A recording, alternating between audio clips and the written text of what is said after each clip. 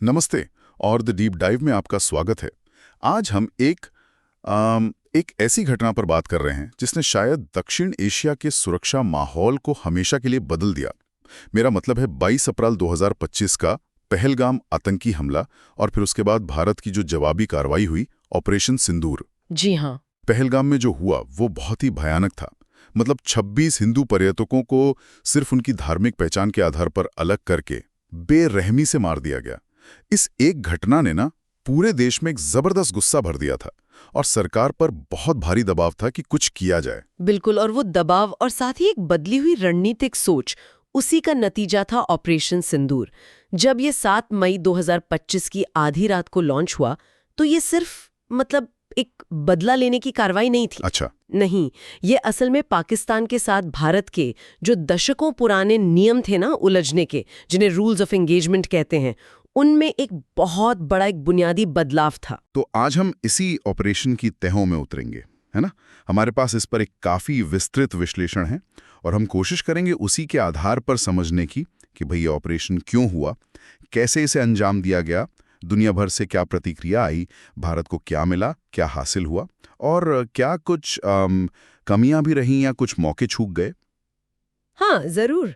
चलिए शुरुआत करते हैं उसी चिंगारी से जिसने ये सब भड़काया, मतलब पहलगाम हमला। हाँ, 22 अप्रैल 2025 वो लश्कर ए तैयबा से जुड़ा एक गुट था, द रेजिस्टेंस फ्रंट कहते हैं उसको। उसने पहलगाम में उन टूरिस्ट को निशाना बनाया और जिस क्रूरता से ये किया गया, उसने सच में देश को झकझोर दिया था। ये समझना बहुत जरूरी है कि ये सिर्फ एक आतंकी हमला नहीं था, ये तो सीधे सीधे भारत के सामाजिक ताने बाने पर एक हमला था। सही कहा।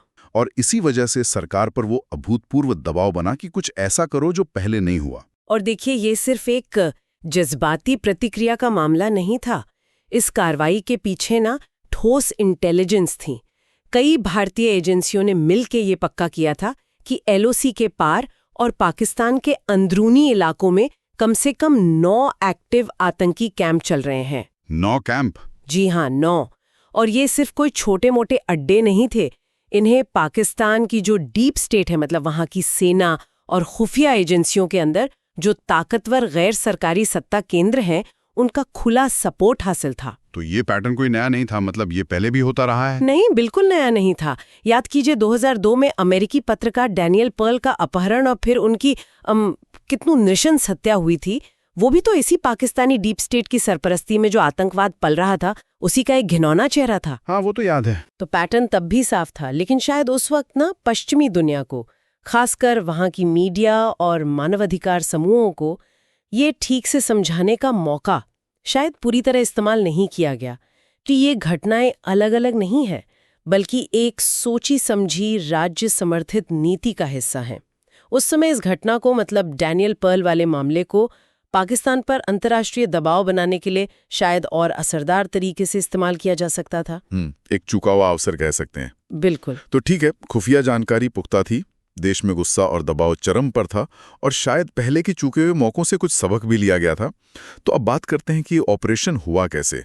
7 मई 2025 की रात को क्या हुआ असल में? देखिए, ये ऑपरेशन ना मिलिट्री प्लानिंग और एग्जीक्यूशन के लिहाज से काफी पेचीदा था, बहुस्तरीय था। इसमें इंडियन एयरफोर्स ने मुख्य भूमिका निभाई। राफेल और Su-30 MKI जैसे जो हमारे आधुनिक लड़ाकू विमान हैं, उनका इस्तेमाल हुआ। अच्छा। पर दिलचस्प बात ये थी कि इन्होंने सीमा पार जाके बम नहीं बरसाए, बल्कि अपने ही एयरस्पेस से लंबी दूरी के जो सटीक हथियार होते हैं, उनका इस्तेमाल किया। इनमें स्कल्प जैसी स्टेल्थ मिसाइलें थी, मतलब जो दुश्मन के रडार से बच के निकल सकती हैं, और हैमर जैसे गाइडेड बम थे जो बिल्कुल पिन पॉइंट एक्यूरेसी से निशाना लगा सकते हैं। और हाँ, ब्रह्मोस सुपरसोनिक क्रूज मिसाइलों का भी इस्तेमाल हुआ। और निशाने क्या थे?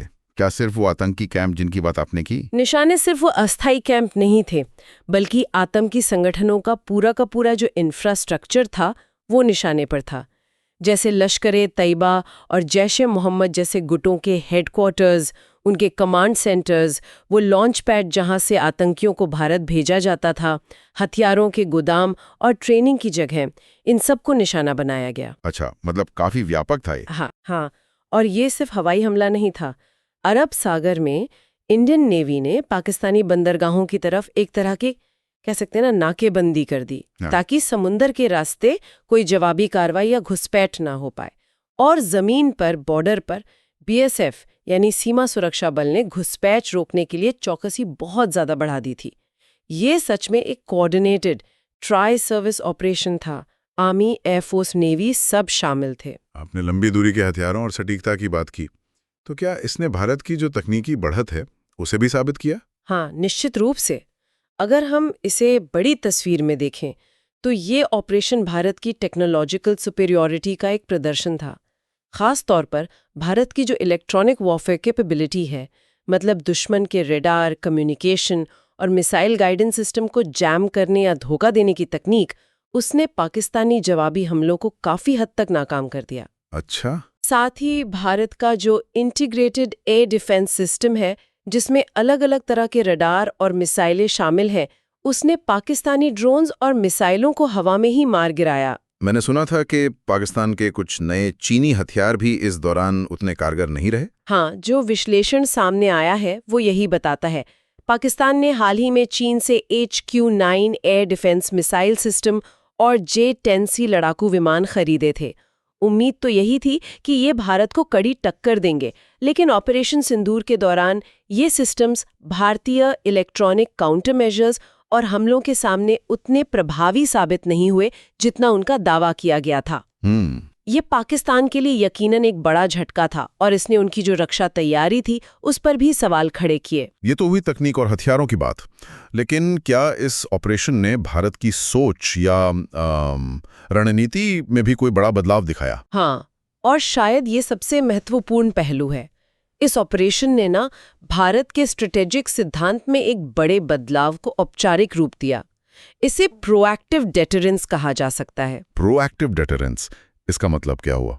इसका मतलब ये है कि अब भारत सिर्फ आतंकी हमलों का जवाब देने का इंतजार नहीं करेगा, बल्कि जरूरत पड़ने पर और पुख्ता खुफिया जानकारी के आधार पर खतरे के स्रोत पर यानी पाकिस्तान के अंदर जाकर पहले से ही दंडात्मक कार्रवाई करेगा, ताकि भविष्य के हमलों को रोका जा सके। पहले क्या था, भारत का रवैया ज्यादातर रक्षात्मक रहता था, पर अब संकेत साफ था, भारत पहल करने से हिचकेगा नहीं। और एक और बड़ी बात जो सामने आई वो थी कि अब आतंकियों और उन्हें पालने वाले देश के बीच कोई फर्क नहीं किया जाएगा। बिल्कुल, ये एक बहुत बड़ा सैद्धांतिक बदलाव था। भारत ने एकदम साफ कर दिया कि वो अब आतंकवादियों और उन्हें सुरक्षित पनाहगाह, ट्रेनिंग और हथियार देने वाले पाकिस्तानी राज्य के तंत्र, खासकर वहां की सेना और ISI के बीच कोई अंतर नहीं करेगा। हमले सीधे तौर पर उन ढांचों पर किए गए जिन्हें राज्य का समर्थन हासिल था। ये जो नॉन स्टेट एक्टर वाली कहानी पाकिस्तान सुनाता था, उसको सीधे तौर पर चुनौती दी गई। जाहिर है पाकिस्तान चुप तो नहीं बैठा होगा। उनकी तरफ से क्या प्रतिक्रिया हुई, क्या जवाब दिया उन्होंने? पाकिस्तान ने जवाबी कार्रवाई की। उसे उन्होंने नाम दिया ऑपरेशन बुनियान उन मरसूस। इसमें उन्होंने भारत के मिलिट्री ठिकानों और कुछ रिपोर्ट्स के मुताबिक सिविलियन इलाकों पर भी ड्रोन और मिसाइलों से हमले किए। अच्छा, लेकिन जैसा हमने पहले बात की, भारत की वायु रक्षा प्रणाली काफी मजबूत साबित हुई। ज्यादातर पाकिस्तानी मिसाइलों और ड्रोन्स को हवा में नष्ट कर दिया गया। इससे भारत को जमीनी नुकसान बहुत कम हुआ। हालांकि ये भी सच है कि इस दौरान जो हवाई झड़पें हुईं और पाकिस्तानी एयर डिफेंस की कार्रवाई हुई, उसमें भारत के 5 लड़ाकू विमान नष्ट हो गए। और वो परमाणु धमकी वाली बात, पाकिस्तान तो अक्सर अपनी न्यूक्लियर कैपेबिलिटी की धौंस देता रहता है। क्या इस बार भी ऐसा हुआ? हाँ, परमाणु युद्ध का खतरा तो देखिए वो हमेशा की तरह मंडरा रहा था। पाकिस्तान की तरफ से ऐसे संकेत दिए भी गए। उनकी जो पारंपरिक नीति रही है वो न्यूक्लियर ब्लैकमेल की रही है। मतलब भारत को किसी भी बड़ी पारंपरिक कार्रवाई से रोकने के लिए परमाणु हथियारों का डर दिखाना। लेकिन इस बार ये रणनीति काम नहीं आई। भारत ने ऑपरेशन सिंदूर को नहीं रोका। ये एक बहुत बहुत जोखिम भरा दौर था। दोनों परमाणु संपन्न देश युद्ध के बिल्कुल कगार पर आ गए थे। लेकिन आखिरकार एक बड़े पैमाने पर युद्ध टल गया। ये शायद दिखाता है कि भारत अब इस परमाणु ब्लैकमेल के आगे झुकने को तैयार नहीं है और उसने शायद एक नया एस्केलेशन डोमिनेंस का स्तर हासिल कर लिया है। ये तो हुआ भारत और पाकिस्तान के बीच का मामला, लेकिन दुनिया भर की प्रतिक्रिया कैसी रही? क्या अंतर्राष्ट्रीय समुदाय ने भारत का साथ दिया? अंतर्राष्ट्रीय प्रतिक्रिया काफी नपी तुली थी और जैसी उम्मीद थी वैसी ही थी। America, European union, Israel, UAE जैसे देशों ने पहलगाम हमले और आतंकवाद की कड़ी निंदा तो की। उन्होंने दोनों तरफ से संयम बरतने की अपील भी की, लेकिन किसी ने भी भारत की जो सैन्य कार्रवाई थी उसका खुलकर समर्थन नहीं किया। ये एक तरह से आतंकवाद पर जो दोहरा मापदंड है उसको भी दिखाता है ना? हाँ, ये तो है। चीन का रुख तो और भी तटस्थ जैसा था। उसने बस स्थिति पर अफसोस जताया और दोनों देशों के साथ अपने रिश्ते बनाए रखने की कोशिश की। तो क्या हम ये कह सकते हैं कि कूटनीतिक मोर्चे पर भारत को वो सफलता नहीं मिली जो सैन्य मोर्चे पर मिली?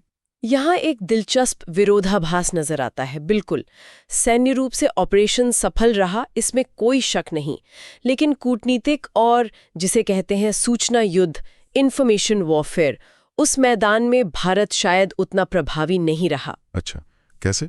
देखिए, एक तरफ भारत पाकिस्तान के राज्य प्रायोजित आतंकवाद के पुख्ता सबूत दे रहा था, वहीं दूसरी तरफ पाकिस्तान संयुक्त राष्ट्र की जो महत्वपूर्ण आतंकवाद रोधी समितियां हैं, उनमें अपनी सीटें बनाए रखने में कामयाब रहा। ये न सिर्फ यूएन जैसी वैश्विक संस्थाओं की कमजोरियों को दिखाता है, बल्कि ये सवाल भी उठाता है कि क्या भारत की कूटनीतिक लॉबिंग और नैरेटिव बिल्डिंग उतनी मजबूत थी जितनी होनी चाहिए थी। और सूचना युद्ध मतलब प्रोपेगेंडा वॉर का क्या? सोशल मीडिया पर तो जंग छिड़ गई होगी। बिल्कुल छिड़ी थी, और इस मोर्चे पर पाकिस्तान ज्यादा संगठित और शायद कह सकते हैं ज्यादा माहिर नजर आया। उन्होंने सोशल मीडिया पर भारत के खिलाफ एक जबरदस्त दुष्प्रचार अभियान चलाया। पुरानी दुर्घटनाओं की तस्वीरों को ऑपरेशन सिंदूर का बताकर फैलाया गया, हताहतों की संख्या को बहुत बड़ा चढ़ाकर पेश किया गया। इसके जवाब में भारत का रवैया ज्यादातर रक्षात्मक रहा, मतलब रिएक्टिव रहा। प्रोएक्टिव तरीके से अपना नैरेटिव सेट करने में शायद कहीं ना कहीं कमी रह गई। और यहीं फिर वो डैनियल पर्ल मामले वाली बात आती जिसका आपने शुरू में जिक्र किया था। ये कैसे जुड़ता है यहाँ? हाँ, क्योंकि डैनियल पर्ल का मामला सिर्फ एक घटना नहीं थी, वो एक प्रतीक था। एक पश्चिमी पत्रकार की बर्बर हत्या, जिसका वीडियो जारी किया गया, वो पाकिस्तान के अंदर कट्टरपंथ और राज्य के समर्थन से जो आतंकवाद चल रहा है उसकी भयावहता को उजागर करता था। सही बात। ये एक ऐसा भावनात्मक और नैतिक मुद्दा था जिसे उठाकर भारत पश्चिमी देशों की सरकारों, मीडिया, थिंक टैंक्स और आम जनता के बीच पाकिस्तान के खिलाफ एक मजबूत और स्थायी राय बना सकता था। ये दिखाने का मौका था कि भारत जिस आतंकवाद से लड़ रहा है वो सिर्फ सीमा पार की घुसपैठ नहीं है, बल्कि एक वैश्विक खतरा है जिसकी जड़ें पाकिस्तानी राज्य में बहुत गहरी हैं। लेकिन ऐसा लगता है कि इस अवसर का रणनीतिक रूप से उतना फायदा नहीं उठाया गया जितना उठाया जा सकता था। नैरेटिव की लड़ाई में ये एक बड़ा, कह सकते हैं, चूका हुआ अवसर था। इस तरह के बड़े सैन्य टकरावों की भारी आर्थिक कीमत भी तो चुकानी पड़ती होगी, है ना? निश्चित रूप से। जो अनुमान लगाया गया है उसके मुताबिक दोनों देशों को मिलाकर इस पूरे प्रकरण में लगभग 88 बिलियन डॉलर्स का आर्थिक नुकसान हुआ। 88 बिलियन डॉलर। जी। सीमा पार व्यापार पूरी तरह ठप हो गया, जो दोनों देशों की सीमावर्ती इलाकों की अर्थव्यवस्था के लिए बहुत महत्वपूर्ण है। पाकिस्तान को अपना हवाई क्षेत्र लगभग 2 महीने तक बंद रखना पड़ा। सिर्फ उसे ही, मतलब उड़ानों के ओवरफ्लाइट शुल्क न मिलने से उसे करीब 1240 करोड़ रुपए का नुकसान हुआ। ये दिखाता है कि सैन्य तनाव का असर अर्थव्यवस्था पर कितना गहरा और सीधा पड़ता है। तो अगर हम पूरी तस्वीर देखें, सैन्य सफलता मिली, कूटनीतिक मोर्चे पर चुनौतियां रहीं, आर्थिक नुकसान भी हुआ, तो कुल मिला के रणनीतिक हासिल क्या रहा? क्या भारत ने अपने लक्ष्य हासिल किए? रणनीतिक तौर पर देखें तो भारत ने कई महत्वपूर्ण चीजें हासिल की।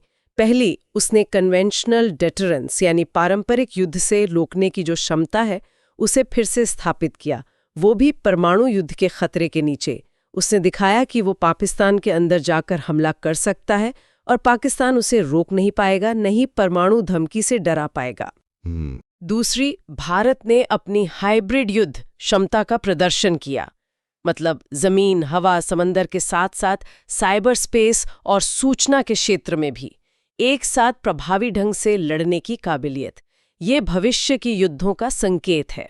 और इसके दूरगामी परिणाम क्या हो सकते हैं? क्या अब इस तरह की जवाबी कार्रवाइयां आम हो जाएंगी? ये संभव है। ऑपरेशन सिंदूर ने एक मिसाल तो कायम कर दी है। भारत की जो पुरानी नीति थी कि आतंक और बातचीत एक साथ नहीं चल सकते, वो अब और मजबूत होकर शायद आतंक का जवाब सैन्य कार्रवाई से दिया जाएगा में बदल गई है। ये अब एक आधिकारिक नीति लगती है। अच्छा। दूसरा, इसका असर पाकिस्तान की अंदरूनी राजनीति पर भी पड़ेगा। सेना और सरकार के बीच तनाव बढ़ सकता है और अर्थव्यवस्था पर दबाव और बढ़ेगा। तीसरा, और ये थोड़ी चिंता की बात है, कि यूएन जैसी संस्थाओं का जो ढुलमुल रवैया रहा, जहां सबूतों के बावजूद पाकिस्तान पर कोई ठोस कार्रवाई नहीं हुई, ये वैश्विक स्तर पर आतंकवाद के खिलाफ लड़ाई को कमजोर करता है। हमने चूके हुए अफसरों की बात की, खासकर नैरेटिव और कूटनीति के मोर्चे पर। वो डैनियल पर्ल मामले का पूरा फायदा न उठाना, यूएन में पाकिस्तान को घेरने में शायद उतनी सफलता ना मिलना। बिल्कुल। और ये याद रखना भी जरूरी है कि ऑपरेशन सिंदूर ने आतंकी ढांचे को भारी नुकसान तो पहुंचाया, लेकिन आतंकवाद की जो जड़ें हैं, वो कट्टरपंथी विचारधारा, आतंकियों की भर्ती और सबसे बढ़कर पाकिस्तानी डीप स्टेट का उन्हें मिलता रहने वाला समर्थन, वो जड़ें खत्म नहीं हुई। हाँ, ये बात तो है। ये चुनौतियां अभी भी जस की तस बनी हुई हैं। साथ ही जिस संभावित खुफिया विफलता के कारण पहलगाम जैसा हमला हो सका, उन कमियों को दूर करने की जरूरत भी बनी हुई है। तो अंत में इस पूरे घटनाक्रम से भारत ने दुनिया को और खासकर अपने पड़ोसी को क्या स्पष्ट संदेश दिया है? अब भारत का रणनीतिक सिद्धांत क्या है, अगर हम उसे कुछ शब्दों में कहें? संदेश और सिद्धांत अब मेरे ख्याल से बहुत स्पष्ट है। पहला, भारतीय धरती पर किसी भी बड़े आतंकी हमले का जवाब सैन्य कार्रवाई से दिया जाएगा। दूसरा, भारत अब पाकिस्तान की परमाणु धमकियों से डरकर अपनी कार्रवाई को सीमित नहीं करेगा। और तीसरा, भारत आतंकवादियों और उन्हें समर्थन देने वाले राष्ट्र या स्टेट के बीच अब कोई भेद नहीं करेगा, दोनों निशाने पर होंगे। ये नई वैश्विक सुरक्षा व्यवस्था में भारत की बदलती भूमिका के बारे में क्या कहता है? ये दिखाता है कि भारत अब एक ज्यादा मुखर, ज्यादा आत्मविश्वास से भरी और स्वतंत्र विदेश नीति अपनाने वाली शक्ति के रूप में उभर रहा है। वो अपनी ताकत और अपनी संप्रभुता का प्रदर्शन करने से हिचक नहीं रहा है। ऑपरेशन सिंदूर ने परमाणु संपन्न दक्षिण एशिया में सैन्य संघर्ष की जो लक्ष्मण रेखाएं थीं, उन्हें फिर से परिभाषित किया है, और ये भविष्य में इस क्षेत्र में संकट प्रबंधन के लिए एक बहुत महत्वपूर्ण केस स्टडी बन गया है। तो संक्षेप में कहें तो ऑपरेशन सिंदूर एक निर्णायक मोड़ था। एक तरफ ये भारत की सैन्य क्षमता, उसकी तकनीकी बढ़त और उसके बदले हुए रणनीतिक इरादों का एक सफल प्रदर्शन था। इसने डेटरेंस यानी निवारण को एक नए स्तर पर स्थापित किया। लेकिन दूसरी तरफ इसने कूटनीतिक मोर्चा पर समर्थन जुटाने और वैश्विक नैरेटिव को अपने पक्ष में करने की जो चुनौतियां हैं, उनको भी उजागर किया। दुनिया ने देखा कि कैसे दो परमाणु शक्ति संपन्न पड़ोसी एक बड़े युद्ध के कगार तक पहुंचे और फिर पीछे हटे, लेकिन इस पूरी प्रक्रिया में समीकरण बदल चुके थे। हाँ, सैन्य जीत तो मिली और आतंकी ढांचे को नुकसान भी पहुंचाया गया, इसमें कोई दो राय नहीं। लेकिन ये भी साफ हो गया कि आज के दौर में सिर्फ सैन्य जीत ही काफी नहीं होती। कूटनीतिक और सूचना के मोर्चे पर जीत हासिल करना भी उतना ही जरूरी है, शायद उससे भी ज्यादा। और इसी बिंदु पर हम आज की इस गहरी पड़ताल को एक जरूरी सवाल के साथ समाप्त करना चाहेंगे। ऑपरेशन सिंदूर ने भारत की सैन्य शक्ति और उसके दृढ़ संकल्प को तो साबित कर दिया, लेकिन इसने वैश्विक मंच पर नैरेटिव और कूटनीतिक समर्थन हासिल करने की राह में जो कमियां हैं, उनको भी दिखाया। तो अब सवाल ये उठता है कि भारत अपनी इस प्रदर्शित सैन्य सफलता को स्थायी रणनीतिक बढ़त में कैसे बदल सकता है? क्या सिर्फ सैन्य ताकत को और बढ़ाना ही काफी है, या फिर अपनी कूटनीतिक पहुंच, अपनी खुफिया विश्लेषण क्षमता और सबसे महत्वपूर्ण वैश्विक नैरेटिव को आकार देने की कला में महारत हासिल करना ज्यादा जरूरी है? खासकर तब जब संघर्ष के मूल कारण जैसे कट्टरता, भर्ती और राज्य प्रायोजित समर्थन अभी भी मौजूद हैं। इस पर विचार करना मेरे ख्याल से बेहद जरूरी है।